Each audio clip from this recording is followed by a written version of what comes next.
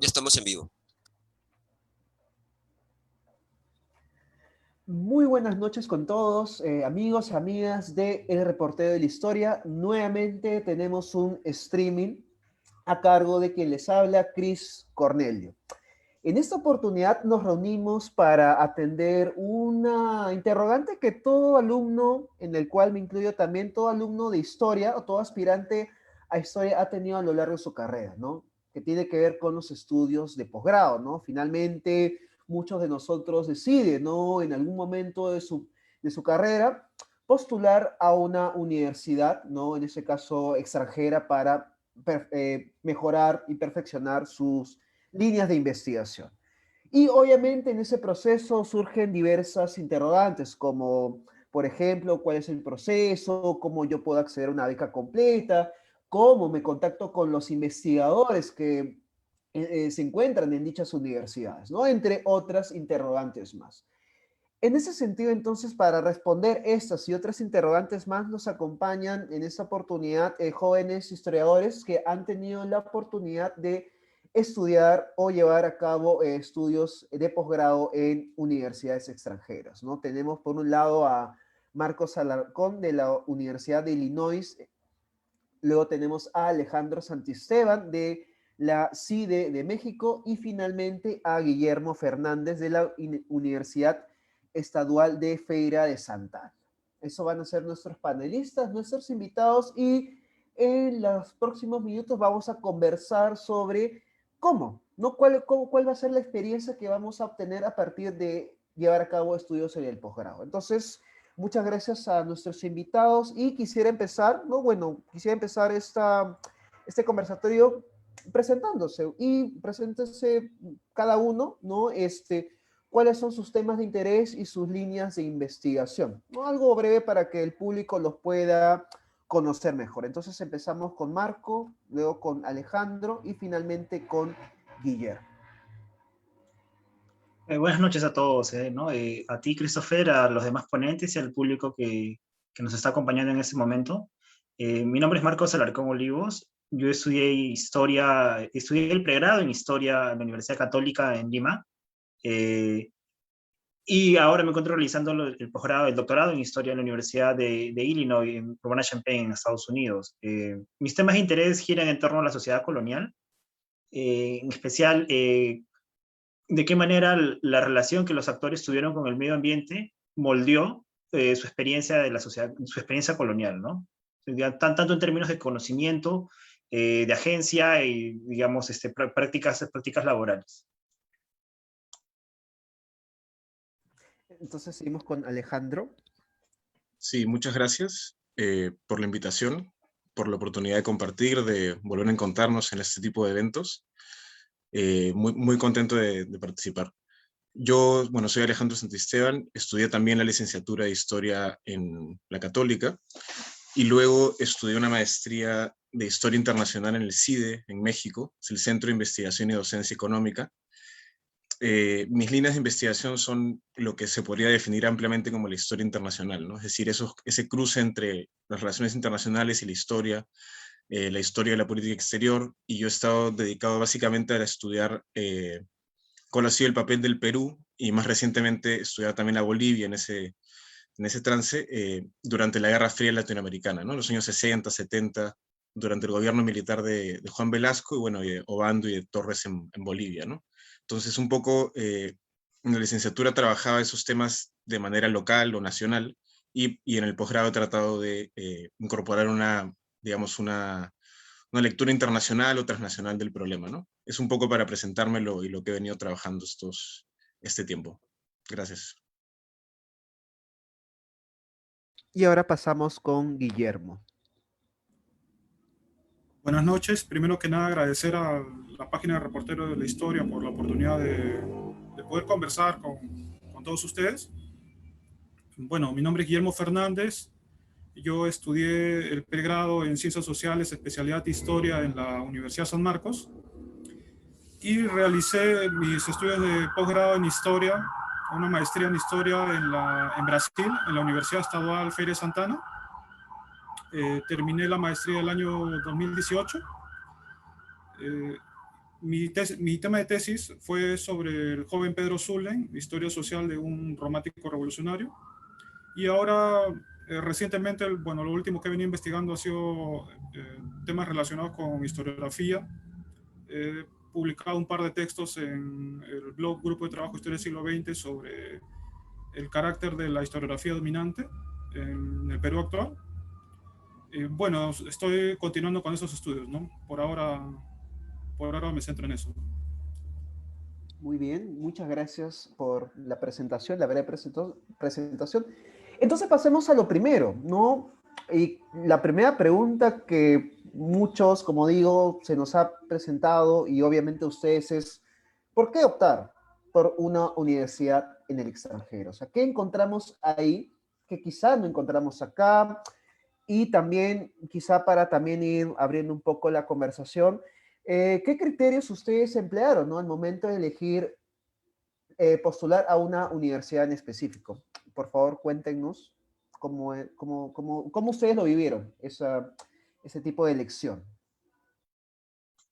Entonces voy a comenzar primero con mi experiencia personal y todo lo que diga es basado en mi experiencia como, digamos, un estudiante de pregrado, muy marcada por mi condición, ¿no? Digamos, un estudiante de pregrado que no era limeño y que estudiaba en Lima y con todo eso, con todo lo que ello implica, ¿no? Digamos, posibilidades y limitaciones. Entonces, uno de los primeros factores determinantes que yo, digamos, que influyeron en mí para buscar un posgrado en el extranjero era la opción de poder dedicarme a tiempo completo, o al menos lo más cercano al tiempo completo, digamos, a seguir formándome, a estudiar y a investigar.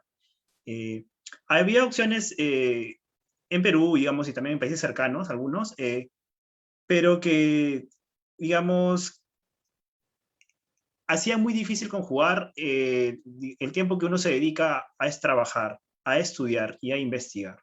Entonces, eso fue uno de los primeros, digamos, una de las condiciones materiales de por qué yo llevé. Obviamente no fue la más importante, ni, ni la, digamos, ni la decisiva, ¿no? Otros elementos que yo también sentí que era sumamente importante para postular fue qué tipo de formación yo quería, qué tipo de historiador quería ser, ¿no? Qué tipo de formación quería seguir recibiendo, ¿no? Yo sentía que como estudiante de pregrado había aprendido mucho, pero aún había muchas vías que quería explorar, que quería estudiar, que quería seguir leyendo. Entonces eso es algo que uno debe preguntarse cuando postula un programa, ¿no? A nivel académico, ¿qué cosa ese programa me va a ofrecer a mí, ¿no? Hay algunos programas donde la formación es muy, digamos, el doctorado son solo, es irte directo a la investigación. Entonces, algunas personas que se sienten preparadas para entrar directo en la investigación, digamos, pueden dar ese salto, ¿no?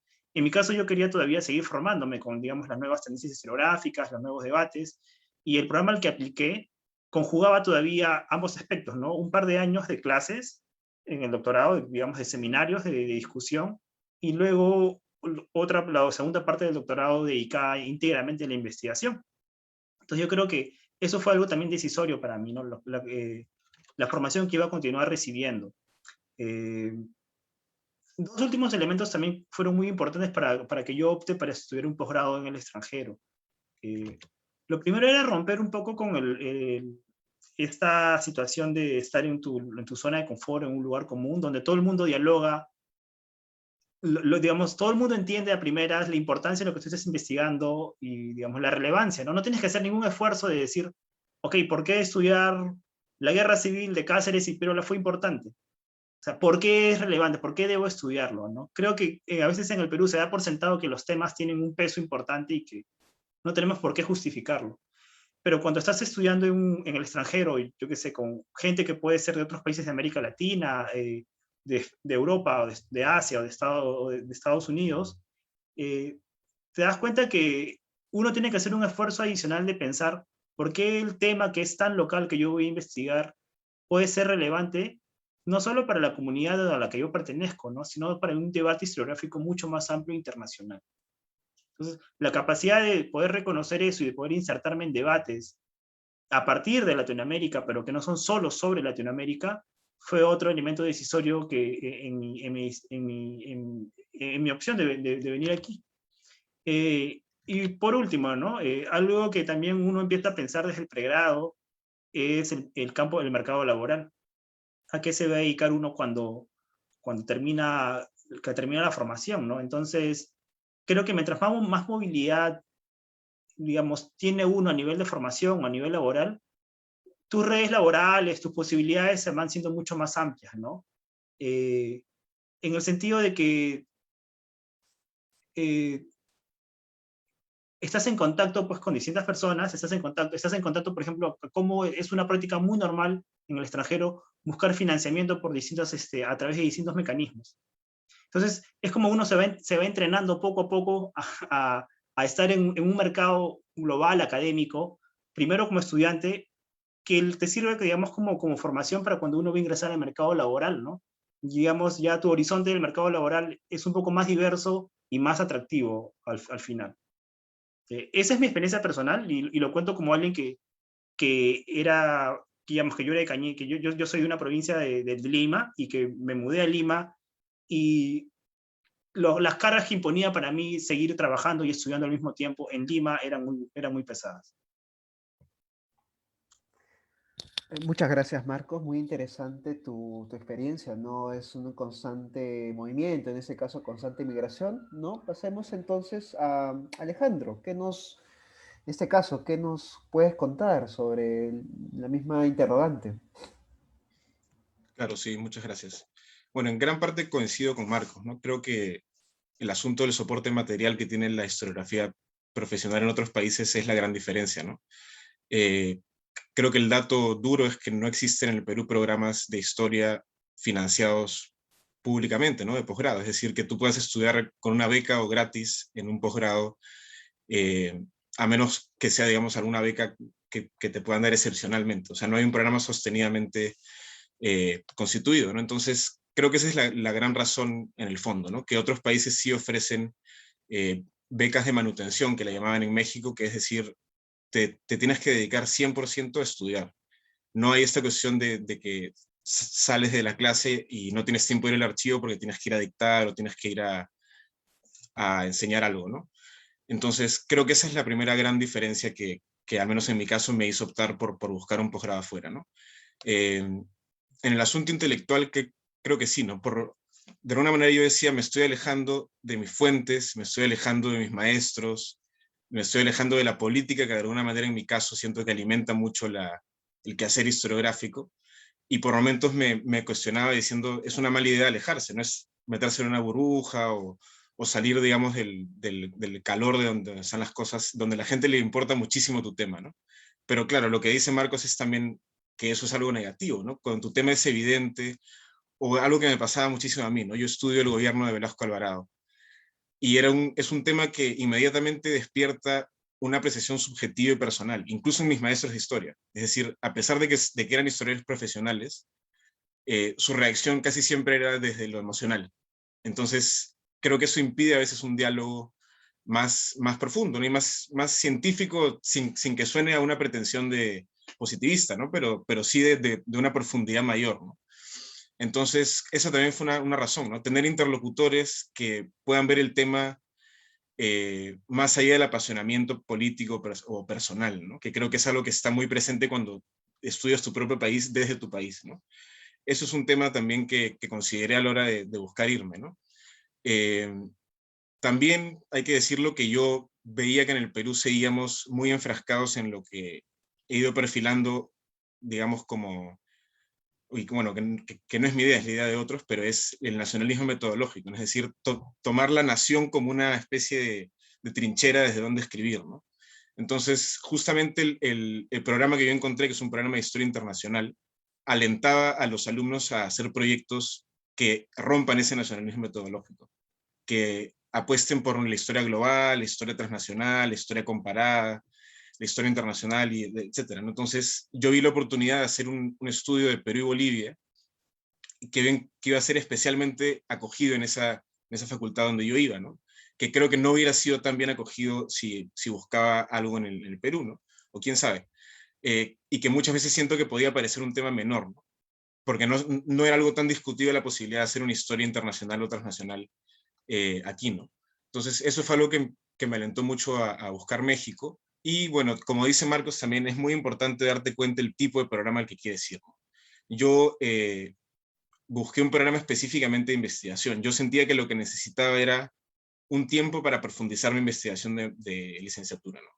Algo que yo creía que había podido hacer bien, pero que con la propia carga de estudiar el pregrado y todo eso, no había podido profundizar realmente. Entonces quería una oportunidad para, mi programa es solamente de maestría, ¿no? Yo estoy estudiando solamente una maestría, el doctorado, digamos, ya vendrá después, ¿no? A diferencia de Marcos, que me parece que su programa es maestría y doctorado juntos, ¿no? Entonces yo encontré esta oportunidad en México, en el CIDE, que era una maestría orientada 100% a investigación, con este enfoque internacional, y que además ofrecía que uno de los semestres de la maestría lo puedas pasar haciendo trabajo de campo en el archivo que tú eligieras. Entonces, esa posibilidad de poder hacer trabajo de campo, y es más, la condición que te daban era que no eligieras tu país de origen. Entonces, yo no podía venir a hacer el trabajo de campo al Perú, sino tenía que ir a algún otro país, elegí Bolivia. Entonces, el programa me alentaba justamente a buscar esas otros repositorios, esas otras ideas, y era algo que me parecía excepcional, ¿no? Esa posibilidad de ir pagado al archivo, dedicarse 100%, 8 horas diarias a leer el archivo, era algo que yo dije, bueno, tengo que aprovechar esta oportunidad, ¿no? Entonces, el soporte material, la apertura intelectual a temas, como bien decía Marcos, que no se justifican solos y que no despiertan tantas pasiones, sino reflexiones críticas, ¿no? Te dicen, eso, por ejemplo, ¿no? Eso tú lo planteas como algo nuevo, pero porque no has leído historiografía de otros países, ¿me entiendes? Entonces, creo que eso es algo que es muy enriquecedor cuando sale, ¿no? Lo dejaría ahí como para ir planteando los grandes temas, ¿no? Muchas gracias, Alejandro. En realidad, las ideas que tú presentas son bastante interesantes. Creo que lo vamos a abordar en los otros temas que vamos a discutir. No sé, en tu caso, Guillermo, quizás has encontrado el mismo panorama, por así decirlo, al menos yo lo veo así, alentador, ¿no? Muy alentador a la investigación al momento de que tú pensaste en estudiar un posgrado fuera. Cuéntanos, por favor. Claro, Chris, en sí, bueno, mi óptica es relativamente similar a la de Alejandro y Marcos en el sentido de, lamentablemente acá en Perú eh, hay pocas opciones para hacer un posgrado de netamente investigación, ¿no? Primero que en Perú hay 9 escuelas de historia en todo el territorio y de esas 9 escuelas solo hay 3 posgrados en historia, ¿no? Entonces, como que no hay mucha variedad, ¿no? Y de los estudios de posgrados, normalmente o casi todos tienen que ser, son pagos, ¿no? Entonces, eh, es un problema es hacer estudios de maestría porque también tienes que trabajar, tienes que dedicarte a la familia, ¿no? Entonces, no tienes el tiempo suficiente como para dedicarlo netamente a lo que es el desarrollo de la tesis, de la investigación, ¿no? Entonces, estudiar un posgrado afuera con la beca te ofrece un apoyo importante. En mi caso, en Brasil, las universidades que ofrecen posgrados en historia son netamente dedicadas al tema de la investigación. En la maestría está dividida en 2 años. El primer año normalmente es de cursos, tienes un promedio de 5 o 6 cursos que llevas en 2 semestres, y después el año siguiente es full investigación. Y tienes 2 años y medio para presentar la tesis, ¿no? Entonces es con un tiempo limitado también, ¿no? Entonces te ayuda aún más a centrarte, ¿no? En lo que es la parte de la investigación. Eh, Sí, ya. Muy bien, muchas gracias, Guillermo. Bueno, al menos creo que en este primer punto podemos concluir, ¿no? Que finalmente un interés central por postular un posgrado fuera, que quizá algo que no encontramos acá, para aquellos, ¿no? Que quizá estamos cursando un posgrado en una universidad local, nacional, es la posibilidad de dedicarnos 100% a la investigación. Creo que eso es el gran plus que uno lo puede encontrar afuera, ¿no? Y como mencionó Alejandro, ¿no? También la posibilidad de dialogar, ¿no? Con autores, historiadores que tienen una perspectiva diferente, ¿no? Sobre los temas de nuestro interés, ¿no? Y claro, eso de una manera va a alentar bastante, sobre todo a los jóvenes, ¿no? Historiadores e historiadoras que también quieren profundizar mucho más en su propia línea de investigación. Pero ahora viene un tema un poco engorroso, por así decirlo, un poco difícil, ¿no? Que es el trámite, ¿no? Cómo ustedes o sea, ahí quizás nos puedan compartir como tercer punto, ¿no? ¿Cuál ha sido su experiencia al momento de postular? ¿Cuál ha sido el proceso de postulación? ¿Cómo ustedes han podido investigar los requisitos que necesitaba acá la universidad, ¿no? Los trámites administrativos, contactar también con los profesores, investigadores con los que ustedes querían desarrollar una tesis de maestría, una tesis de doctorado, la inversión económica también, creo que eso es también un asunto importante, ¿no? Creo que de una manera, ¿no? Por un lado tenemos toda esta ambición de desarrollarnos profesionalmente en el exterior, pero también, ¿no? Está el tema de, bueno, cómo lo hacemos a nivel administrativo, a nivel económico. Quizá entonces nos puedan comentar un poco sobre eso. Marcos, empezamos contigo entonces. Gracias, Christopher. Entonces, yo voy a describir este engorroso proceso de manera un poco rápida y ágil. Okay. Entonces, algo que quería mencionar antes de continuar es que, al menos en Estados Unidos, no es necesario tener un pregrado en historia para hacer un posgrado en historia. Entonces, yo sé que hay muchas personas que siempre, digamos, tuvieron el interés por estudiar historia, pero no pudieron hacerlo en el pregrado. Entonces, siempre es una opción hacer un posgrado becado en historia, digamos, en los países donde aquello es posible. Aquí y en otros países es muy común que más bien uno vaya explorando cosas distintas en los posgrados, ¿no? Uno estudia un pregrado base y uno va buscando nuevas rutas y nuevos intereses en la maestría y en el doctorado, ¿no? No es una camisa de fuerza estudiar una carrera en el pregrado necesariamente. Entonces, quería mencionar eso porque probablemente dentro de las personas que nos están oyendo o nos están viendo, hay muchas personas que tienen ese interés. Dos cosas muy importantes cuando uno empieza a investigar sobre ese proceso, ¿no? Es, primero, hacer un planeamiento con tiempo sobre cuánto es todo aquello, digamos, todos estos pequeños pasos digamos, que son necesarios para aplicar al extranjero, nos requieren. Yo creo que si uno planea postular al extranjero, debe hacerlo al menos con 9 meses de anticipación. Porque todos los trámites a veces son tan engorrosos con documentos, sellos, exámenes, correos, confirmaciones. Así que no es algo que se puede hacer de un semestre a otro, es algo que al menos creo yo uno debe dedicarle un año o 9 meses de anticipación. Investigar bien, entonces, dedicarle mucho tiempo e investigar cuáles son todos los requisitos. Los requisitos usualmente están bien listados de manera muy detallada en las páginas de los programas de las universidades, ¿no? Uno ingresa a ellas y ahí vas a encontrar cuáles son los requisitos para los estudiantes que no son de ese país. Te van a decir cuáles son los requisitos en términos de, digamos, en términos de formación académica, en términos de idiomas, en términos de exámenes internacionales, plazos, pagos, etc. La inversión varía mucho y es por eso que uno debe estar muy atento, no puedo dar estimados, ¿no? Porque eso varía mucho, ¿no? Algo que yo también hice y me sirvió mucho y que creo que también varios deben hacer es tener siempre varias opciones, ¿no? Cuando uno postula al extranjero. No postular solamente a una universidad, sino al menos considerar 2 o 3 opciones o incluso hasta más, ¿no? Porque muchos factores intervienen cuando uno postula a un posgrado en el extranjero, ¿no? A veces el financiamiento que tiene una universidad particular se reduce, ¿no? O el énfasis que tienen para aceptar estudiantes sobre una región cambia de acuerdo a cuestiones internas de ese programa. Entonces, no hay que asegurarse de que solamente quiero estudiar en esta universidad y solo voy a poner todos mis huevos en esa canasta. Uno tiene que diversificarse en al menos pues, una opción, un número de opciones interesantes para cada uno. Entonces, dedicarle tiempo, buscar bien los requisitos en las páginas web. Si tienen dudas, escribirle a las personas de esa universidad. A partir de eso ya uno se puede hacer una idea del presupuesto. Algo que es muy común, digamos, que es más común fuera de Perú, es la cultura de responder correos y dedicar tiempo a responder correos. En el Perú lo vemos como un poco mal, o digamos, las personas no lo hacen hay mucha demora, no hay mucho ánimo en hacerlo porque eso no se considera como parte del trabajo y no le pagan los administrativos y los profesores por dedicarse a responder correos, pero en otros lados sí.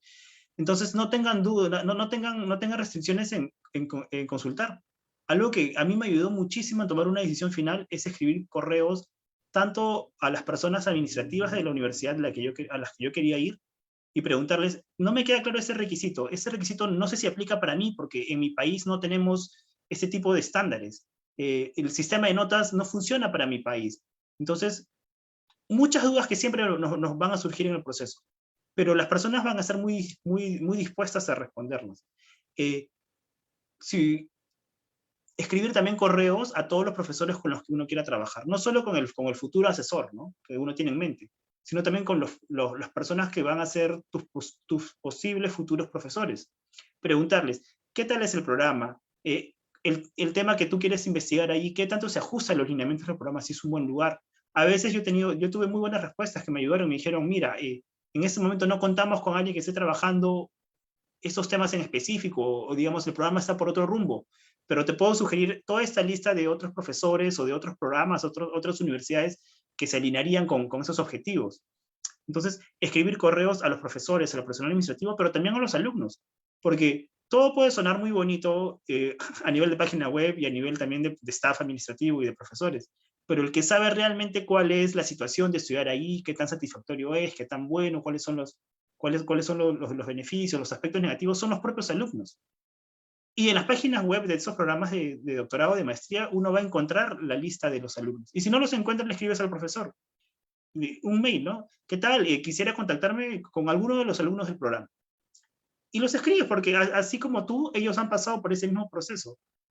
Y puedes establecer, digamos, reuniones virtuales, llamadas, y, digamos, vas a tener una visión más real de lo que significa, por ejemplo, en mi caso, yo estaba muy interesado en qué significaba ser estudiante latinoamericano, haciendo historia latinoamericana en Estados Unidos. Entonces, yo quería consultar con otros estudiantes que también fuesen de Argentina, de Ecuador. Me puse en contacto con ellos, y eso me ayudó a tener una buena idea de cuál universidad era mejor para lo que yo quería. Okay. Puedo ingresar, digamos, con más detalle, o lo podemos dejar para las preguntas, todos los términos, digamos, todos estos detalles administrativos muy engorrosos, ¿no? Como cosas básicas, para Estados Unidos, es contactar a la universidad, tener en mente y contactar al que sería tu futuro asesor. Digamos, asegúrate de rendir los exámenes que son requisitos, que usualmente son un examen de idioma y un examen llamado GRE, digamos. Luego, traducir todos los documentos de tus estudios de pregrado para el posgrado, ¿no? Tu registro de notas, el título, digamos, si tienes digamos, la licenciatura o el bachillerato, digamos, mandarlo a traducir eso, estar atento de los plazos, de los sellos que pues, se puedan necesitar. Y, digamos, eso es en suma, creo que una visión general para no atraparnos en los detalles. Bien, Marcos, muchas gracias. ¿No? En tu caso, ¿no? Se relaciona con la experiencia que tiene un estudiante que va a postular, ¿no?, a una universidad en Estados Unidos, ¿no? Pero, ¿qué pasa, por ejemplo, si alguien quiere más bien postular a una universidad latinoamericana, ¿no? Como es el caso de Alejandro, ¿no? Que postuló o que hizo una maestría en México. Cuéntanos, por favor, Alejandro. Sí, sí, yo creo que México en ese sentido tiene un par de ventajas claras, ¿no? Para empezar, si los trámites van a costar algo, que en mi caso ni la postulación costó, y por cuestiones de convenios entre países, era muy fácil revalidar las notas, ni siquiera había que notarizar, era casi automático. Había una compañera de Suecia, por ejemplo, que las vio pero negras de tratar de convalidar sus notas suecas al sistema mexicano, ¿no? Pero en el caso peruano teníamos la suerte de que sí era muy fácil, ¿no? Entonces, en ese sentido, México ofrece una gran ventaja, ¿no? Incluso a la hora de convertir las notas, al pasar de un sistema de 20 a un sistema de 10, es hasta conveniente para nosotros. Te redondean hacia arriba, digamos. En otros países es al revés, ¿no? Eso es otra ventaja que puede parecer insignificante, pero te puede permitir llegar al requisito que en otros lugares no vas a llegar de notas, ¿no? Luego, también diría que tienes que prepararte con tiempo. con mucho tiempo. ¿Por qué? Porque lo más importante es el proyecto que tú vas a presentar, especialmente en una maestría de investigación, ¿no? Eso va a ser lo que permita que entren a ver el detalle burocrático de tus papeles y todo eso, y al mismo tiempo, ¿no? Si tú fallas en uno de los requisitos burocráticos, ni van a ver tu proyecto. O sea, tienen que ir las dos cosas de la mano, pero sí, digamos, yo creo que lo que va a pesar en la decisión final de admitirte es esa idoneidad para el programa, ¿no? O sea, si tú tienes un proyecto que no tiene nada que ver con las líneas de investigación, con lo que están haciendo los profesores ahí, nadie te va a aceptar, ¿no? Porque no es que te van a elegir unas personas ocultas, un consejo detrás de la facultad, te van a elegir los propios profesores de planta, ¿no? Entonces, si tú los convences a ellos con un proyecto que esté en sus líneas de investigación, es una postulación realista, ¿no? Si tú vienes a proponer algo tan novedoso que ni siquiera lo están viendo ahí, pues probablemente rebote, ¿no? Entonces, eso yo creo que hay que prestar mucha atención. En el caso mexicano, ¿no? Para ser concreto, yo me enteré de este programa porque literalmente vi un volante en mi facultad, o sea, se habían dado el trabajo de poner un papel, entré a la página y los requisitos igual eran muy claros, todo se enviaba por correo electrónico y lo que te pedían era básicamente el proyecto, tu título, tus notas del pregrado y las cartas de recomendación, ¿no? Que es algo que creo que todos los programas piden. Y ahí también quería comentar algo, ¿no? Yo le pedí a un par de profesores que yo consideraba cercanos, digamos, y tuvieron la inteligencia, yo creo, de decirme, no es estratégico que yo te haga la carta. Tienes que buscar específicamente a alguien que tenga relaciones con ese programa, con esos profesores, que digamos que su nombre resuene de alguna manera entre ellos, para que la carta sea efectiva, ¿no?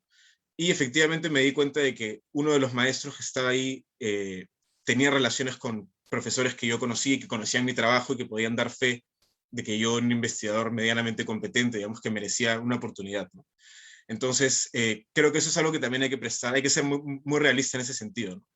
Hay que buscar, digamos, esos contactos que pueden tener nuestros profesores o investigadores que nos conozcan, con investigadores que estén trabajando ahí y que puedan, digamos, recibir mejor esa referencia. Creo que es algo importante, pero que no va a servir si no tienes un buen proyecto, ¿no? Creo que es una fórmula con todo eso, ¿no? Luego, en el asunto del idioma, pues México tiene esa gran ventaja, ¿no? No tienes que aprender inglés de antemano, pero sí, apenas empezamos en el programa nos dijeron, no puedes ser un investigador competente si no tienes un nivel alto de inglés, ¿no? Entonces, la propia universidad te ponía los cursos de inglés para que tú lo curses, ¿no? Entonces, no es una mala idea aprender inglés en el camino de la postulación, ¿no?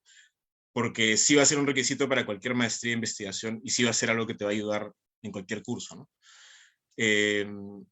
Y luego el asunto de las becas en México es bastante positivo, yo creo, ¿no? El programa donde yo postulé, a diferencia de algunos programas, entiendo, en Europa y en Estados Unidos, la beca y el ingreso al programa eran prácticamente inseparables, ¿no? Entonces, si no obtenías la beca, no estabas en el programa y viceversa. Entonces, de alguna manera, todos estábamos seguros que íbamos a tener la beca, al ser aceptados en el programa, ¿no? La beca la ofrecía el Consejo Nacional de Ciencia y Tecnología de México, el CONACYT, y era una beca nacional, ¿no? O sea, que no era de un fondo o era una cuestión universal y un programa enorme, ¿no? De financiamiento a posgrados de calidad, así los llamaban, ¿no?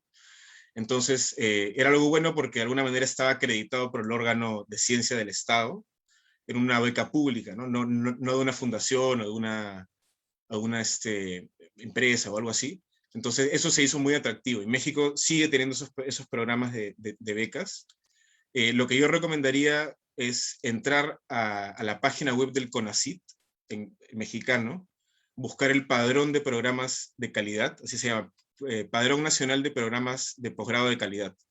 Y ahí uno puede ver de qué tipo de posgrado se trata, de investigación o lectivo, y puede ver el nivel de acreditación, ¿no? De un programa de reciente creación, como el doctorado que abrieron justo en mi universidad, en el CIDE, y el programa de maestría, que ya lleva varias generaciones y que ya está consolidado como programa de competencia internacional. Entonces, todos esos programas reconocidos de calidad tienen una beca de manutención en México que te permite vivir y que además te exige dedicación completa. O sea, tú firmas un contrato donde te van a decir, tú no puedes trabajar en paralelo, no puedes dedicarte a otros proyectos, tienes que estar 100% metido en la maestría y te vamos a exigir unas notas muy altas y una producción muy alta por lo mismo, ¿no?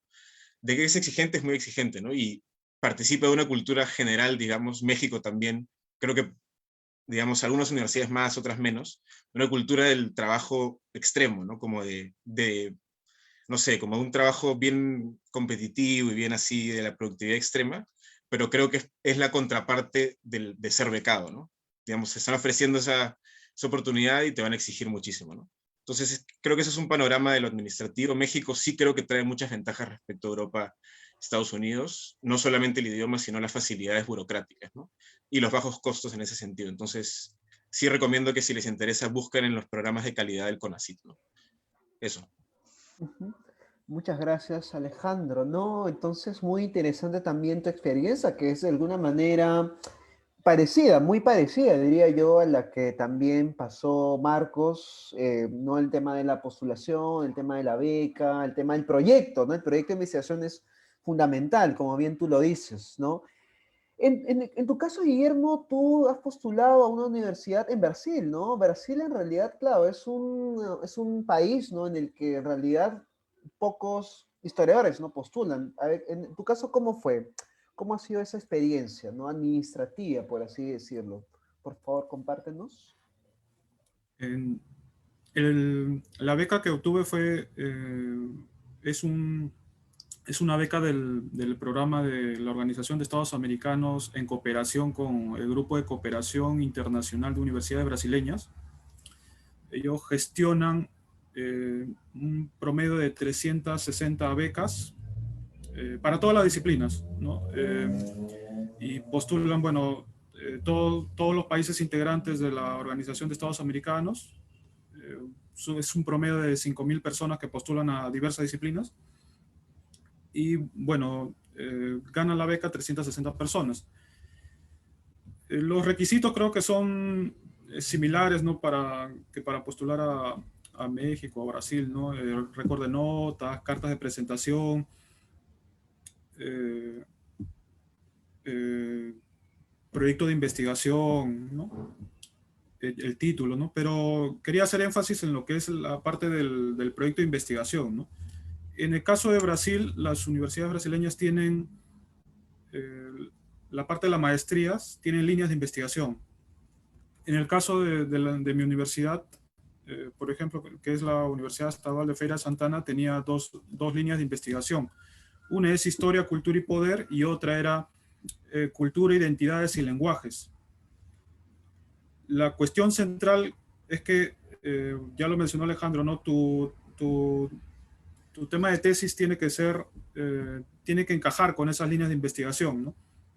Entonces, lo fundamental para postular a las universidades brasileñas es investigar sobre las líneas de investigación, los profesores que posiblemente podrían asesorarnos en la cuestión de la tesis, ¿no? Eso es el requisito fundamental. Cuando uno postula, tiene la posibilidad de escoger hasta 3 posibles universidades, ¿no? Entonces, bueno, de esas 3, una es la que te escoge, ¿no?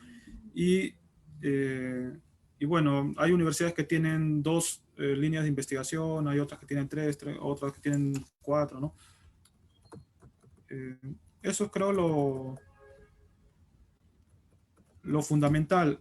Ahora, con la parte del idioma, el portugués te lo enseñan ahí, el programa de becas te da la facilidad de que tú puedes estudiar el portugués el primer año que estás ahí, ¿no? Pero también no es muy difícil el portugués en comparación con el español, ¿no? En mi caso de experiencia no tenía buen manejo de idiomas, ¿no? Y no me fue muy difícil aprender el portugués. Demoré un promedio de un par de semanas, ¿no? Para ya entender muy bien las clases, ¿no? Las lecturas, ¿no? No hay mucho problema con eso, ¿no? Quizás algunas personas no se animan a postular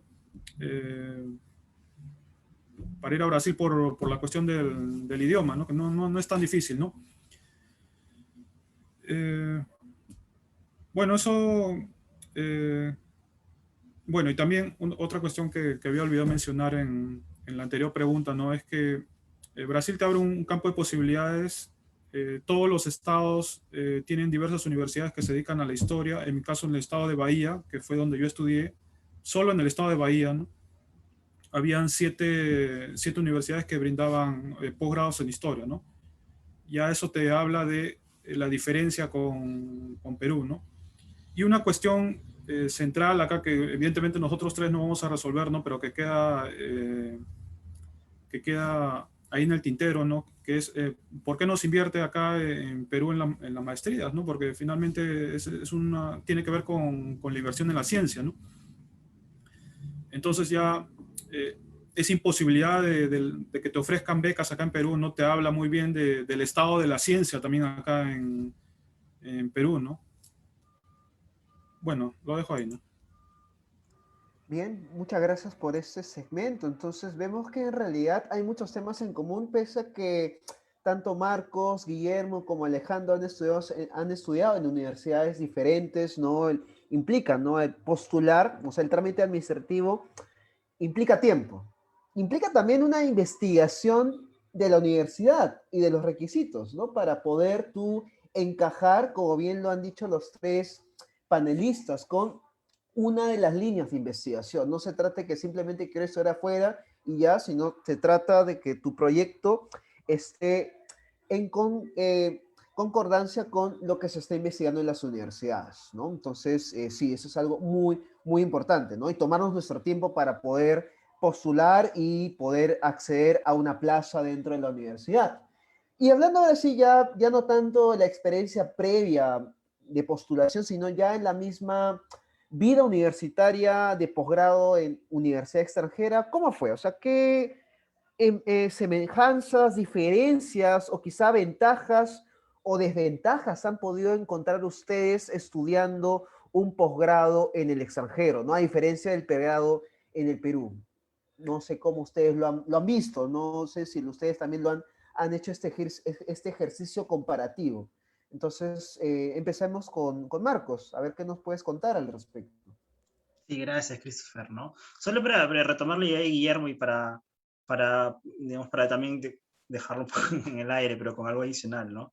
Es algo que, digamos, se debe reflexionar mucho y cuestionar mucho cuál es el rol actual del CONCITEC, digamos, para generar realmente una cultura académica que tenga, digamos, niveles de competitividad internacionales, ¿no? La falta de financiamiento, sin dudas, genera fuga de talentos, y creo que muchos de nosotros tenemos el objetivo en realidad de regresar a Perú, ¿no? No, digamos, es el sueño, ¿no? Los archivos están allí, las cosas que decimos creemos que tienen más relevancia allí que en otros lados, pero, digamos, la decisión de salir no ha sido una decisión fácil, ¿no? No es algo que uno quiera hacer simplemente por moda, o por, quiero estudiar afuera, ¿no? Eso no es el motivo, el motivo primario. Entonces voy a contar ahora sí mi experiencia, digamos, un poco académica sobre qué significa estar aquí. Algo que sí reconocí de manera muy grata es que la formación que uno tiene en el Perú a nivel de pregrado es muy buena. Yo he estado, digamos, como alumno libre, a veces en clases a veces en católica, a veces en historia, en sociología, antropología, a veces he estado en cursos también como alumno libre o algunas clases o conferencias en otras universidades. Llevé cursos del alumno libre en la maestría de historia también. Y lo que puedo reconocer aquí es que el nivel crítico que uno desarrolla en el Perú, en todos esos espacios y todas esas universidades, no tiene nada que envidiarle digamos, a estudiar en Estados Unidos, ¿no? Con gente que ha hecho el pregrado acá. Creo que, digamos, eso habla muy bien del capital humano que tenemos en el Perú y de la capacidad y de la importancia y el refinamiento que tiene la formación en ciencias sociales e historia. Entonces, eso es algo que quería resaltar, ¿no? Eso es algo que a mí, yo sí me sentí muy grato de ser un jugador más, digamos, en el partido que es estudiar acá, ¿no? No me sentía como que estaba en la banca o que recién me estaba formando, ¿no? Yo sentía que estaba de par a par con cualquiera. Otras cosas que, digamos, valen la pena mencionar sobre la experiencia de estar aquí, ya Alejandro, Guillermo y yo le hemos mencionado, es que estamos en un ambiente internacional, al menos acá, donde ningún tema es importante de por sí. Entonces tenemos que tenemos que generar el hábito, la costumbre de explicar por qué el tema es relevante y por qué el tema es relevante a nivel historiográfico, no solo en el Perú, sino para cualquier persona, ¿no? Es decir, todo tema tiene una trascendencia y una importancia local, pero al mismo tiempo internacional, ¿no? Un proceso muy, muy local, digamos, como puede ser en el Perú, algo que sucedió en un valle muy pequeño como Chincha, digamos, durante la conquista, a veces ese evento puede estar hablando, yo qué sé, del encuentro de distintos tipos de economía, por ejemplo, de pensamientos económicos, ¿no? O de prácticas. Y ese tipo de encuentros coloniales se han dado a lo largo del continente y a lo largo del mundo. Entonces, cuando uno escribe un tema aquí, tiene que pensar en esa doble relación.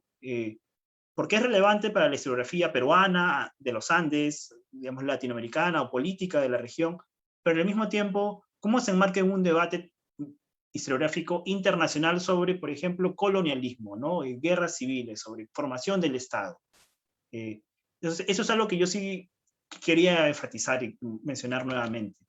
Entonces, la relevancia del tema, pero al mismo tiempo la formación, ¿no? No solo que uno piensa sobre su tema de esta manera, eso también nos pasa como estudiantes aquí, porque uno lee sobre cualquier...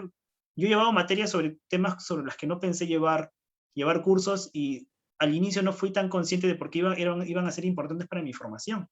Entonces uno termina leyendo temas sobre, por ejemplo, digamos, historia del Mediterráneo, historia, digamos, del Imperio Ruso, digamos, cosas que sucedieron en África, pero al fondo, digamos, aquí los cursos están planeados como un pretexto, ¿no?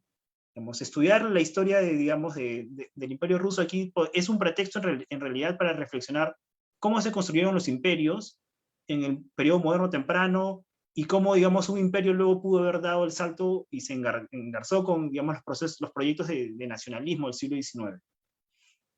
Ese marco teórico, ese marco de reflexión, digamos, es el gran marco que, digamos, a través del cual transcurre el curso, ¿no? El pretexto es simplemente la historia de un país o la historia de una región, ¿no? Cuando uno se está formando aquí. Entonces, ese elemento de estar en contacto con distintas historiografías y distintas lecturas también es sumamente valorable. Pero al mismo tiempo, ¿no? Yo siempre quiero digamos, recalcar también cuál es nuestro rol, no solo como agentes pasivos en un posgrado, ¿no?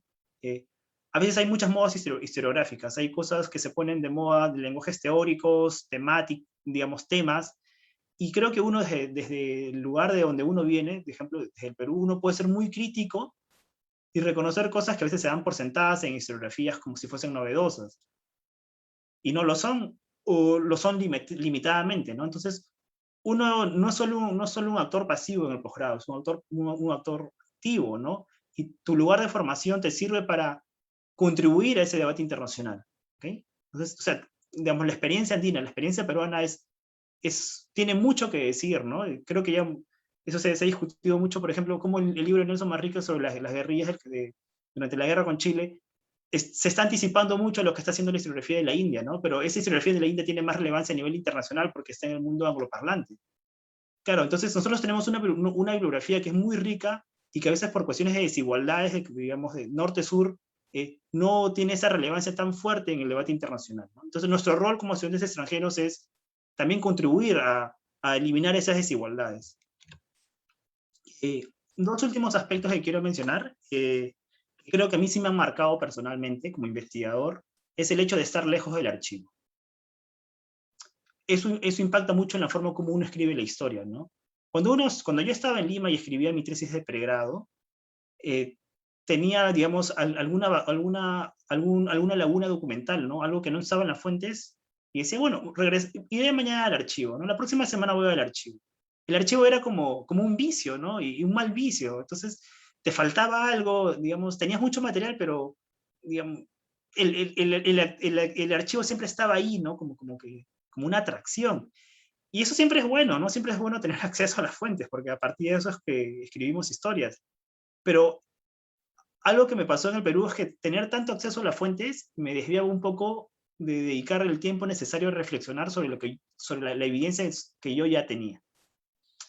Estar en Estados Unidos tan lejos del archivo y contar simplemente con un manojo de fuentes que puedo conseguir a través de internet, en repositorios digitales, o a través de pedir documentos a la AGN o a la Biblioteca Nacional, más bien me ha llevado a mí a ser más crítico con las fuentes, en mi manejo de fuentes primarias, ¿no?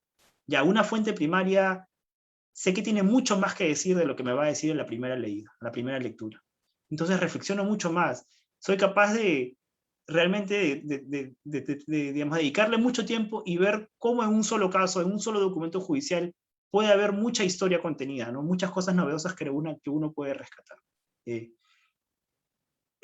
Digamos, es como que adecuarte al contexto en el que estás, ¿no? Digamos, estamos tan lejos del archivo que al final terminamos desarrollando quizá unas capacidades heurísticas un poco más refinadas, justamente por estar lejos del archivo, ¿no? Pero eso se suple al mismo tiempo con las bibliotecas aquí. Las bibliotecas aquí son... hay un sistema nacional de bibliotecas, entonces si algún libro no está en tu universidad, lo puedes conseguir en otras universidades, ¿no? Hay muchos servicios digitales también, entonces eso es algo que también me gustó mucho de aquí y que creo que ha impactado en mi formación, ¿no? Si el archivo está lejos, los libros están siempre cerca. Muchas gracias, Marcos, con tus aportes tan ilustrativos, ¿no? Y creo que algo que podemos resaltar, y que creo que también tiene que ver con lo que Alejandro comentó en su primera intervención, es esta idea de romper un poco con los paradigmas o lo que señala una historiografía un poco nacional, ¿no? Porque de una manera esta historiografía que al menos nosotros leemos acá en realidad en un debate más internacional como que ya han superado ese tema. ¿No? Bueno, para darte la palabra, Alejandro, y quizá creo que este sería el momento adecuado porque tú mencionaste un término que al menos a mí sí me llamó mucho la atención, que es este nacionalismo metodológico, ¿no? Y tú lo vinculaste con esta idea de la historia global. Entonces, quizá sea el momento por un poco que nos puedas comentar, ¿no? Este pensamiento que tú tienes. Claro.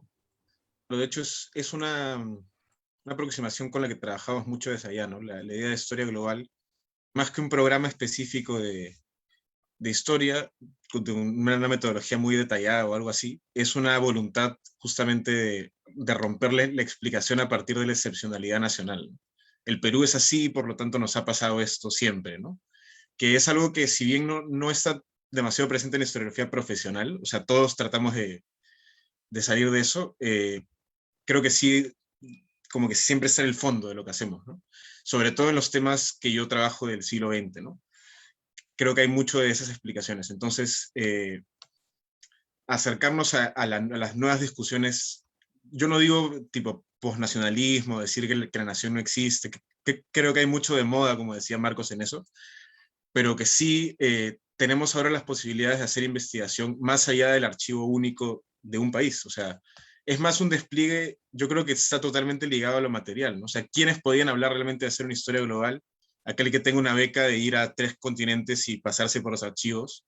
Entonces, se puede proponer eso en la medida de que nos dan financiamiento para ir a otros archivos y ser postnacionales o internacionales, ¿no? Entonces, no creo que sea una cuestión solo de intelectual, ¿no? Hay una cuestión material de fondo. Y eso es otra cosa que creo que es por un lado bueno y por otro lado malo, ¿no? Yo también como Marcos tenía lo mismo, ¿no? La fuente estaba ahí, era muy cómodo, podíamos volver eternamente al archivo, era fácil, ¿no? En cambio, ahora mi aproximación a los archivos es mucho más extractivista, como dicen algunos, ¿no? Llego a un lugar y trato de sacar, como les decía, 8 horas seguidas en el archivo, tratando de sacar todo lo que pueda, tomando fotos para armar el proyecto. Entonces, eso me permite, obviamente, escribir una mejor tesis, probablemente, llegar más profundamente, pero al mismo tiempo deja de ser esa cuestión casi como apasionada que era la historia antes, ¿no? Como más de, no sé, como otro tipo de acercamiento, pero creo que también eso es la profesionalización, ¿no? O sea, empezar a trabajar con ese estilo de la productividad, ¿no? Es algo que todavía yo no termino de saber si es bueno o malo. Entre las notas que tenía era eso, ¿no? La intensidad, o sea, la gran diferencia entre lo que estudiábamos aquí y lo que estudié allá es la intensidad, ¿no? Por un lado, digamos, los alumnos que estaban aquí, no todos tenían el mismo nivel de compromiso y exigencia.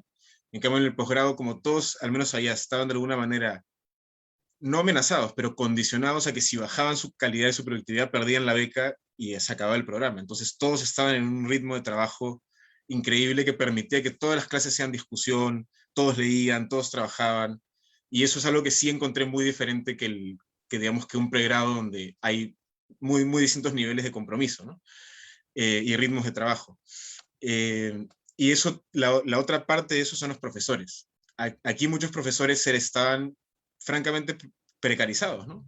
Y eso, o sea, no es, digamos, que los haga automáticamente malos profesores, pero es difícil exigirle a un maestro que tiene que enseñar en muchos lugares, que no tiene tiempo de investigar, que no tiene las condiciones, que se dedique realmente al curso, ¿no?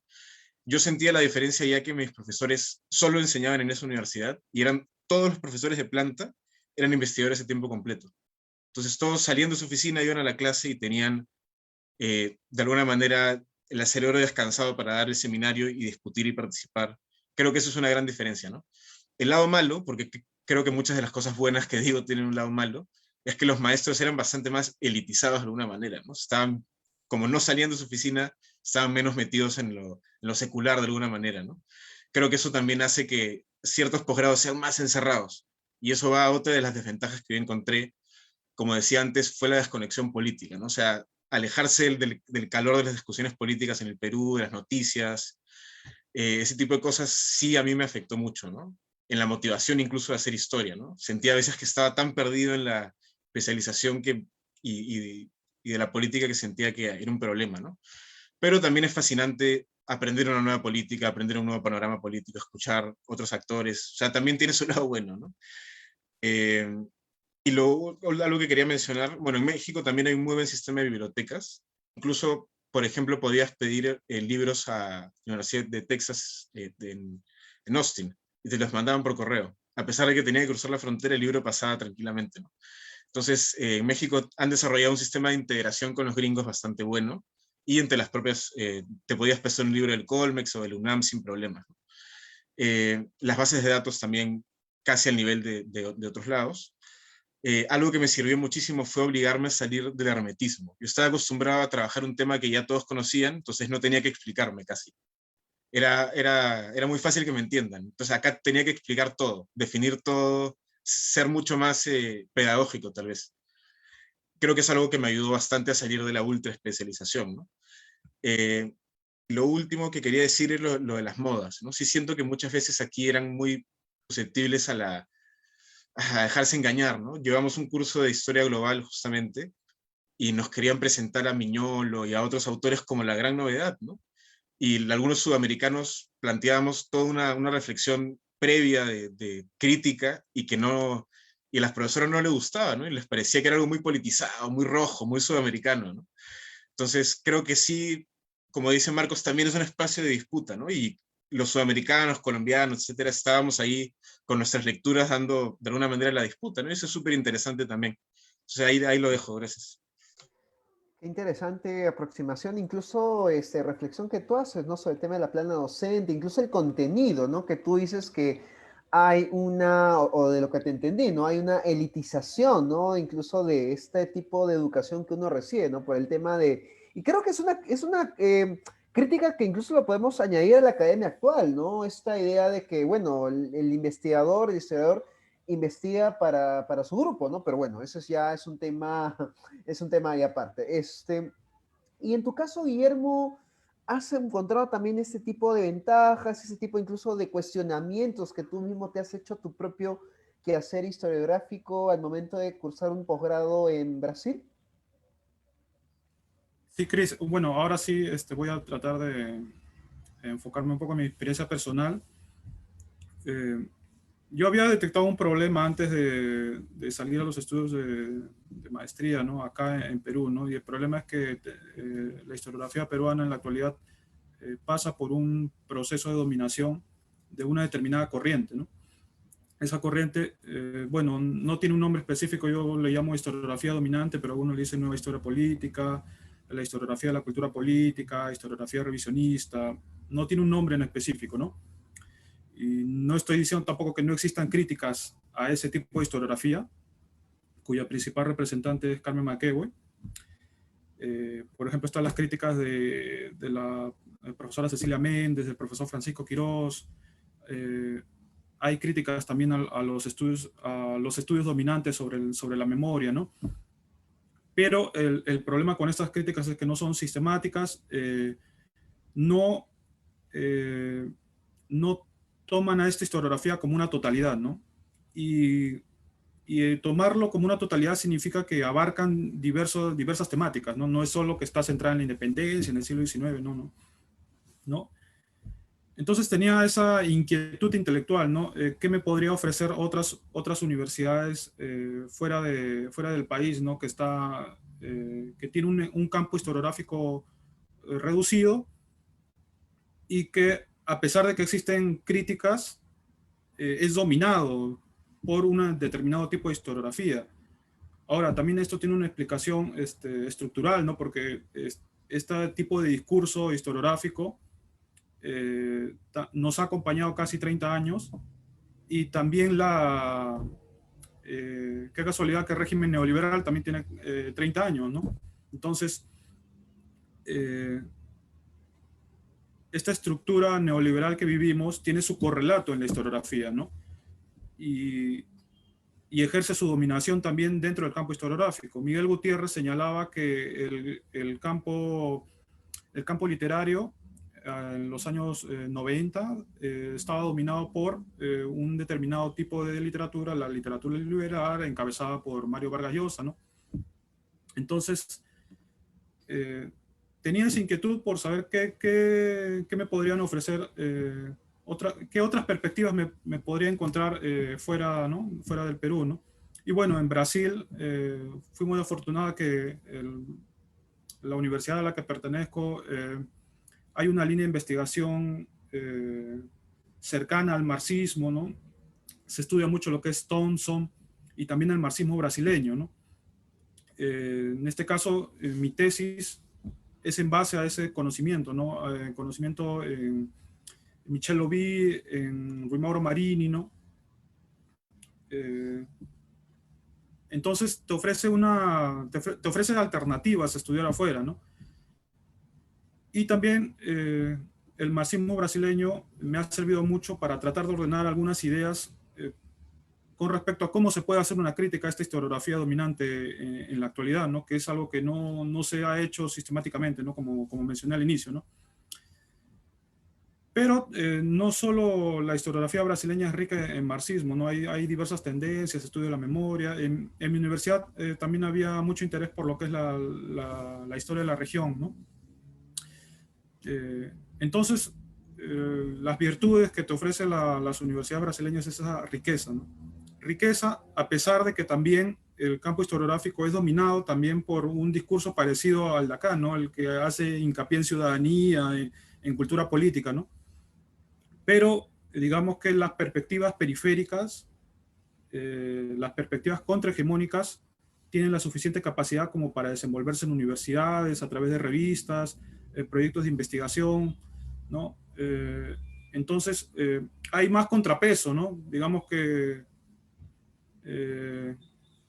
bien que mal, es un poco más democrático el espacio historiográfico fuera, ¿no?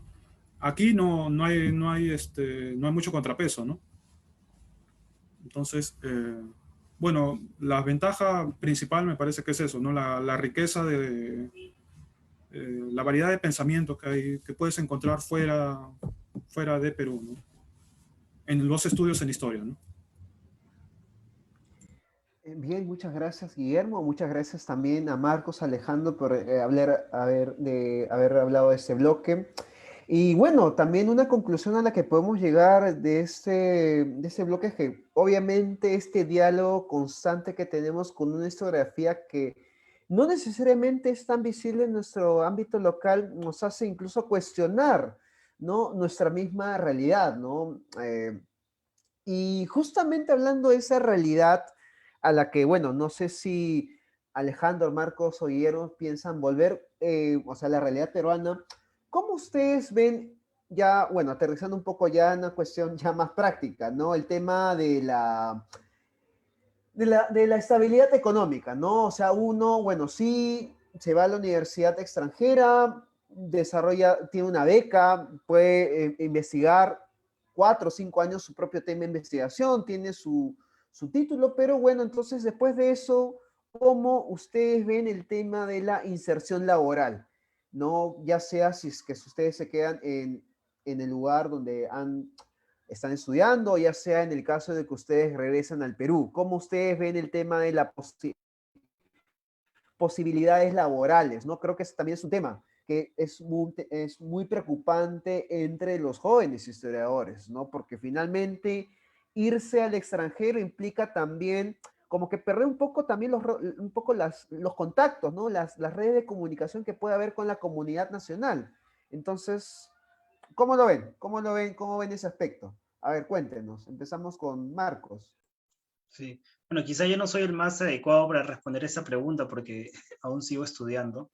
Pero creo que, digamos, por lo que he visto sobre el funcionamiento de, digamos, de la preparación para el mercado laboral, aquí puedo sugerir algunas cosas interesantes, ¿no?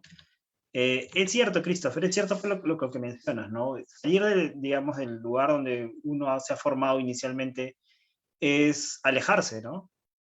Algo que es, digamos, una decisión,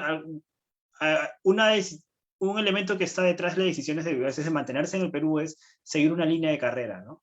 Digamos, hacer el pregrado, la maestría y todo, ¿no? Entonces, cuando uno decide irse, estás rompiendo con esa posibilidad de hacer una línea de carrera. Al mismo tiempo también estás tratando de salirte un poco de las argollas y de las esferas de influencia que se encuentran consolidadas en distintas universidades y distintos espacios de trabajo en el Perú. Entonces siempre es un riesgo, ¿no? Siempre es un riesgo al futuro. Lo que yo he visto que, digamos que un elemento positivo de estar aquí respecto al mercado laboral es que desde que uno está en el pregrado, desde que uno está en la maestría o en el doctorado aquí, hay una práctica constante de formar al alumno para que postule a financiamientos, para que postules a un financiamiento de, digamos, de una institución internacional, de la propia universidad, de otras universidades, para que postules a concursos. Entonces, como ese tipo de financiamientos y premios son disponibles, hay como que todo un aprendizaje quizá no tan formal de lo que implica escribir cartas, elaborar un CV, estar siempre atento digamos, a las opciones, digamos, de financiamiento, que en el futuro serían las opciones laborales. Entonces uno recibe ese training, ese entrenamiento más o menos informal que creo que te da las habilidades para que cuando estés en el mercado laboral, sepas dónde buscar, sepas cómo manejarte, sepas cómo desarrollarte, sepas cómo generar tu propio perfil de, digamos, de estudiante, o en ese caso ya de historiador, para ir digamos, al mercado laboral, ¿no? Eso es algo que yo todavía no he enfrentado y que esta es mi respuesta preliminar en base digamos, a mi visión de estudiante, ¿no? Un elemento final que quiero recalcar y que se conecta con algo que dije al inicio: uno debe investigar muy bien a la universidad donde uno quiere ir a estudiar. Algo que yo tomé en consideración para venir aquí fue cuál es el perfil de los egresados, ¿no? Uno, digamos, cuando uno averigua, cada universidad tiene, y si no tiene, uno puede averiguar cuál es el destino de los egresados de esa universidad o de ese programa. Hay algunos programas que no son muy exitosos digamos, en la inserción laboral de sus egresados, hay otros que sí. Eso no necesariamente está atado con la calidad del programa. Entonces ahí uno siempre tiene que hacer una decisión, ¿no? ¿Cuál es el mejor lugar que conjuga todo lo que queremos? Y si no conjuga todo lo que queremos, ¿qué es lo que nosotros queremos priorizar, ¿no? Entonces, ese también sería un consejo final que uno debe tomar en cuenta al momento de postular del inicio, ¿no? Porque va a repercutir cuando uno se encuentra en el mercado laboral al final, después de la formación. Muy bien, gracias Marcos. En tu caso, Alejandro, ¿tú cómo ves este panorama? Porque tú ya tienes el título de magíster, ¿no? O máster, ¿es magíster, máster? Le dicen maestro los Ya, mexicanos. maestro Alejandro. Me gustó ese. Mira, yo creo que es un tema 100% sistémico, ¿no? O sea, no, por más de que, o sea, yo personalmente como maestro, de alguna manera sigo en un grado, pues, que no me permitiría una inserción directa a un puesto de profesor o algo por el estilo en el futuro, ¿no? O sea, para completar digamos, esa inserción al mundo formal de la academia, yo creo que tendría que completar un doctorado y a partir de ahí evaluar cómo eso me deja parado, ¿no?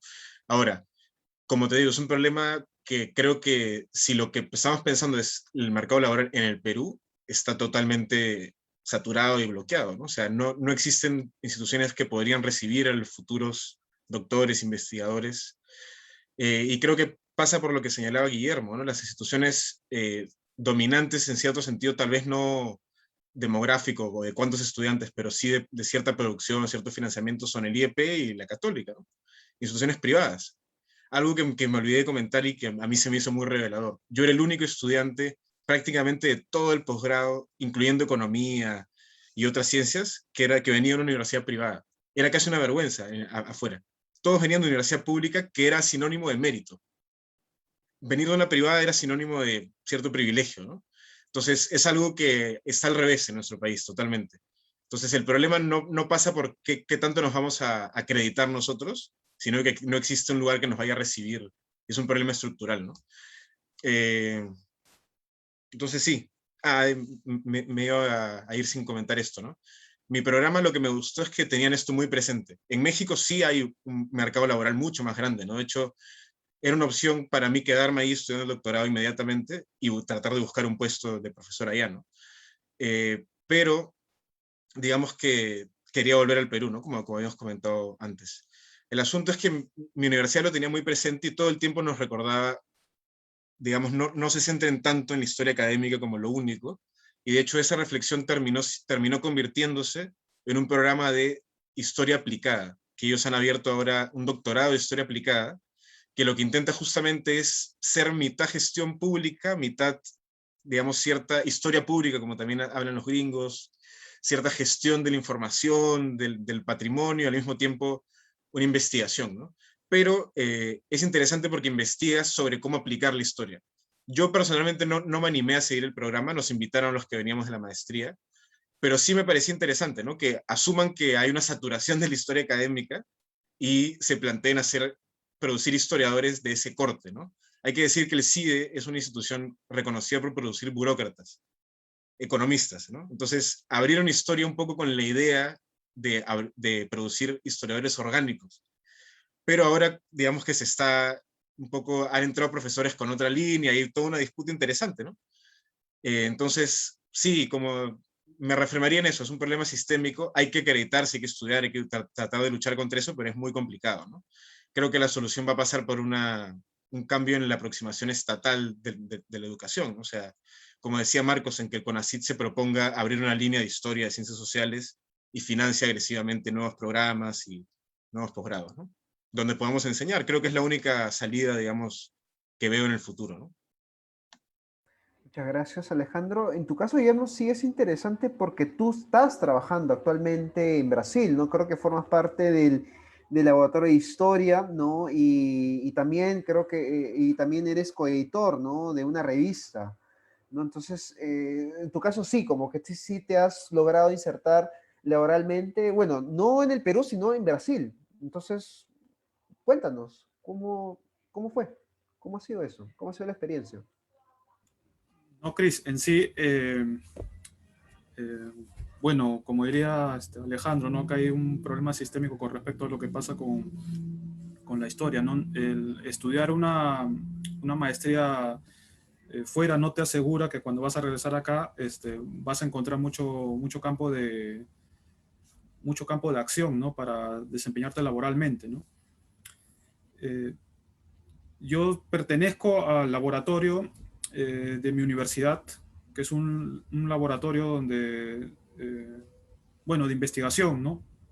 Eh, pero en la actualidad, bueno, solo lo puedo hacer, bueno, por estas cuestiones de la crisis, ¿no? Yo estoy acá en Perú, ¿no? Participo de las reuniones, pero todavía es de forma virtual, ¿no? No es que me desempeño en Brasil, ¿no? No he dejado de tener ese contacto, esas redes intelectuales en Brasil, pero no es que me desempeñe acá, ¿no? Yo trabajo acá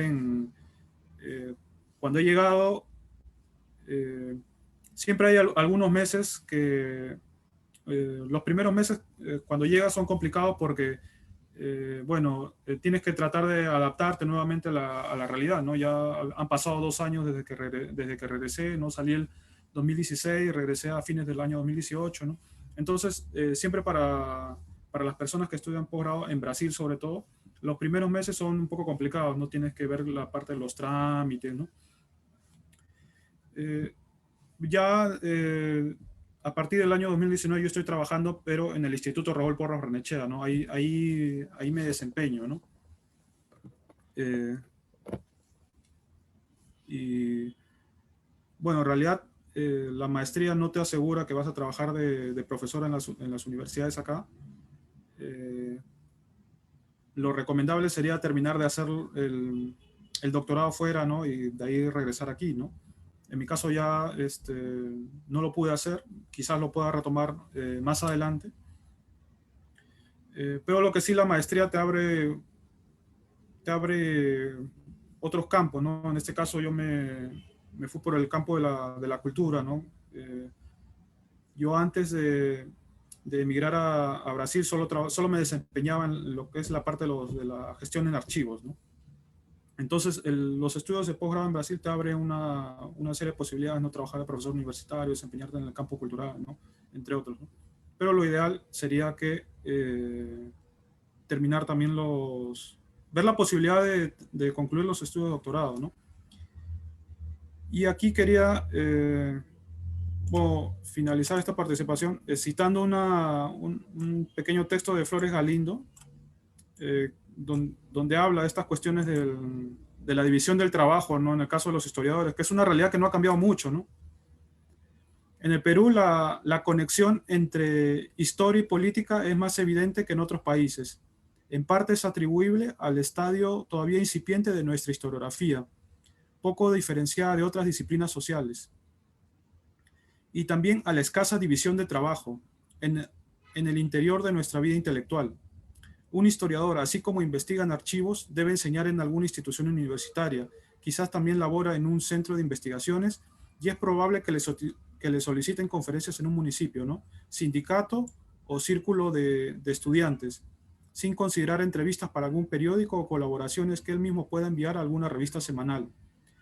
Esto es el resultado de que no son muchos los historiadores, de los escasos ingresos que disponen y sobre todo de la demanda a la que están sometidos, ¿no? En este caso, la demanda no ha cambiado mucho, ¿no? Bueno, lo dejo ahí. Muy bien, muchas gracias a nuestros ponentes. Entonces creo que ya ahora sí hemos podido sacar bastantes ideas que obviamente nuestros viewers lo están aprovechando al máximo. Y pasamos ya ahora sí a la ronda de preguntas. Tenemos 3 preguntas bastante puntuales para no hacer tan larga esta exposición. A ver, y bueno, pueden responder indistintamente, no es, ustedes ya pueden ver. Nuestro compañero Luis Condoy señala qué tanto peso tiene la tesis de pregrado en el proceso de postulación. ¿Quién quiere responder a esa pregunta? Ahí Ya, yo puedo ya, responder en Alejandro. mi caso, nunca me la pidieron, nunca la leyeron, pero sí luego me comentó un profesor de que efectivamente buscan a los alumnos, ¿no? Y si tu tesis está en repositorio, lo revisaron, ¿no? Ahora, obviamente hacen como una lista corta, ¿no? No revisan a todos los alumnos, sino los que los que están a punto de admitir, digamos, ¿no? Eso me sorprendió, ¿no? Porque sí se toma mucho trabajo en verlo, pero no es algo que te vaya a determinar o que haya que... Ahora, como bien decía Marcos, muchos de mis compañeros venían de otras disciplinas. Tenía un compañero que era marino, uno que era fotógrafo, uno que era antropólogo, de distintas orígenes, ¿no? Entonces, para nada pesa como una determinación, ¿no?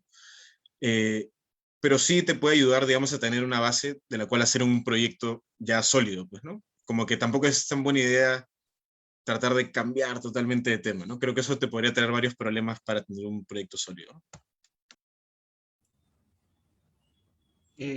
Bueno, en mi caso, uno de los requisitos para la postulación es anexar al expediente eh, algún texto que el postulante haya escrito. Puede ser un capítulo de la tesis, un artículo, eh, un trabajo de fin de curso, un texto breve, un texto de 20, 25 páginas que demuestre, que demuestre tus habilidades como investigador y como persona que redacta algo académico, ¿no? No tiene que ser algo de historia, no tiene que ser algo que sea tu tesis de pregrado, no tiene que ser algo que exactamente es muy similar a lo que estás proponiendo como proyecto de investigación. Es un ejemplo de cómo uno escribe académicamente.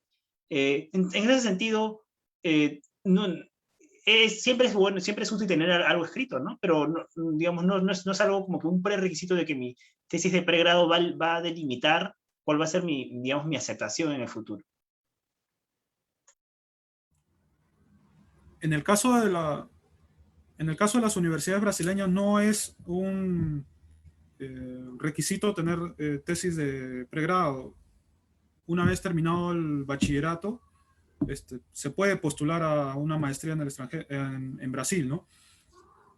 Pero lo recomendable es porque uno de los requisitos es que uno tiene que enviar un CV, ¿no? Lo recomendable es que tener algunas publicaciones en algunas revistas cuando uno va a postular, ¿no? Porque de todas maneras revisan las publicaciones que uno tiene, sobre qué escribe, ¿no? En todo caso, no es obligatorio la tesis, es recomendable sí que tener algunas publicaciones antes de postular a la maestría, ¿no? Bien, gracias por sus respuestas. Tenemos la pregunta también de Fabio, que nos pregunta sobre las becas de investigación, ¿no? Dice, si todas las becas de investigación que ustedes han podido ganar durante el pregrado, ¿tiene algún peso, se toma en cuenta al momento de aplicar a otras becas u otros programas para un estudio en el posgrado?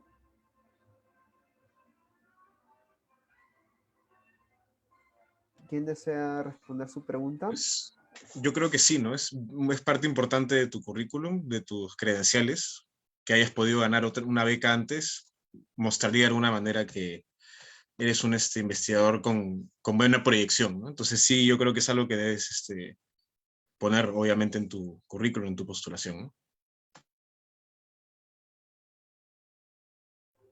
¿Alguien más que desea añadir lo que señala Alejandro? Si no, pasamos ya a la última pregunta. ¿Sí, Marcos? Sí, algo breve. Como dice Alejandro, ¿no? Cuando uno postula, no solo estás postulando como un académico, ¿no? Digamos, como historiador, ¿no? Estás postulando como una persona, ¿no? Es decir, toman en cuenta en realidad quién eres, ¿no? Digamos, cuál ha sido tu experiencia laboral, cuál ha sido, digamos, quizá hay personas que tienen más experiencias impactando en la sociedad de una u otra manera que en el mundo académico. Y a veces algunos programas toman eso muy, muy en consideración para aceptar a los aplicantes. Entonces, cuando uno construye, digamos, tu carta de motivación, que es la que presentas, ¿no? Pero al mismo tiempo tu currículum vitae, tu CV, todo aquello que es parte integral de la persona que tú eres y la académico que tú quieres ser es relevante, ¿no? Becas, premios, digamos, algo que yo incluí en mi postulación fue mi trabajo que había tenido con organizaciones, digamos, culturales en Cañete, ¿no? Que estaban como que a medio camino entre la historia y la literatura. Entonces, porque quizás lo que a mí también yo quiero continuar realizando en el futuro, ¿no? Que mi trabajo como académico no se quede en las aulas. Y considero que eso fue algo relevante pues, para cuando mi expediente fue revisado. Entonces, todo. Sí, Guillermo, ¿quieres añadir algo más sobre el tema? Bueno, el peso central en la parte de las universidades brasileñas es la cuestión del proyecto, ¿no? Si uno tiene adicional a eso, tiene publicaciones, tiene becas, todo eso, se adjunta todo en el CV, ¿no? Pero lo determinante en sí es la parte del proyecto de investigación de uno, ¿no? Y bueno, ya para terminar nuestra ronda de preguntas y este conversatorio, bueno, Rubí pregunta, ¿no? Si, bueno, creo que de una manera resume, ¿no? Creo que lo que hemos conversado en este stream, sabiendo que Perú no es un lugar donde se incentiva mucho los posgrados, o mejor dicho, los programas de investigación, ¿sería mejor buscar más opiniones en el extranjero o mejor deberíamos apostar por las pocas opciones nacionales? Un poco, por así decirlo, un poco, no sé si decirlo, triste, ¿no? Sobre nuestro panorama o sobre nuestros posgrados nacionales. ¿Qué piensan, chicos? Yo considero que eso es una decisión personal, ¿no? No necesariamente estudiar en el extranjero te ofrece una mejor formación siempre. quedarte en el Perú. A veces creo que eso mucho depende de qué es lo que uno quiere realizar, qué tema quiere uno investigar, qué tipo de, digamos, de profesores puede encontrar sobre el tema en el país en el que tú estás, qué tipo de opciones de financiamiento, ¿no? Si bien en el Perú no hay muchas opciones de financiamiento, existen, ¿no? El Estado tiene un programa de becas, la fundación alemana, hay una fundación alemana católica que también ofrece becas para realizar posgrados en el Perú, estoy seguro que creo que en Católica hay algunas becas también del Vicerrectorado de Investigación para los posgrados.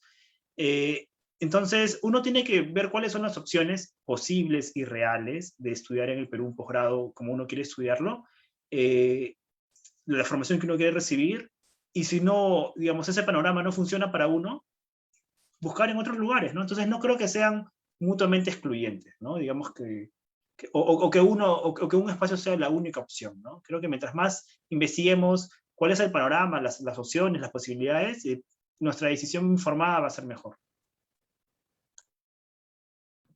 Sí, yo creo lo mismo, ¿no? Es una decisión muy personal que también pasa por cosas extra académicas, obviamente, ¿no? Y no creo que ninguno de los tres haya querido como ensalzar, ¿no? Estudiar afuera como algo necesariamente superior que estudiar aquí, ¿no? Aquí, como decía Marcos, están los archivos, están los especialistas, está también como cierta centralidad del tema, ¿no? Y el tema va a resonar mucho más desde aquí en ciertos sentidos, pero como dice Marcos, hay que estudiar las posibilidades, las opciones, hay muchas becas en todos lados del mundo, entonces creo que si tenemos la opción de buscarlo es algo que debemos plantearnos, ¿no? Y a partir de lo que hemos conversado aquí y la situación de cada uno, pensarlo con calma, ¿no?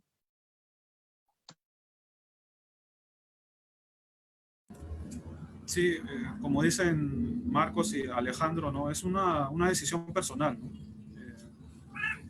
Eh, y ya estas cuestiones dependen del tiempo que uno tiene, ¿no? De la familia, ¿no? Del trabajo, ¿no? En todo caso es una decisión bastante personal. Yo sí recomendaría que a las personas bueno, que tienen el tiempo, ¿no? Que se animen a hacerla, a postular, ¿no? Y que también no se desanimen, ¿no? Porque no necesariamente postulas a la primera y vas a conseguir la beca a la primera, ¿no?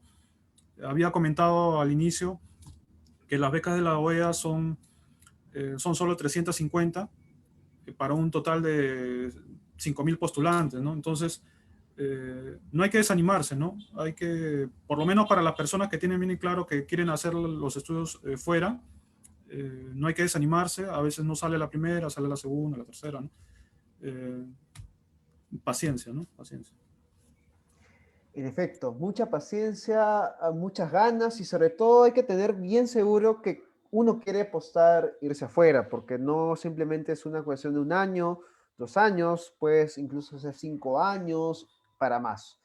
Entonces, creo que con todas estas ideas que nos han dejado nuestros ponentes, nuestros panelistas, nos podemos despedir y esperamos desde el equipo de Reportero de la Historia que les haya servido bastante las ideas que nos han comentado Marcos, Alejandro y Guillermo, ¿no? Y también desde el equipo de Reportero les agradecemos bastante su presencia en este evento y esperamos contar con ustedes para próximas charlas o streamings.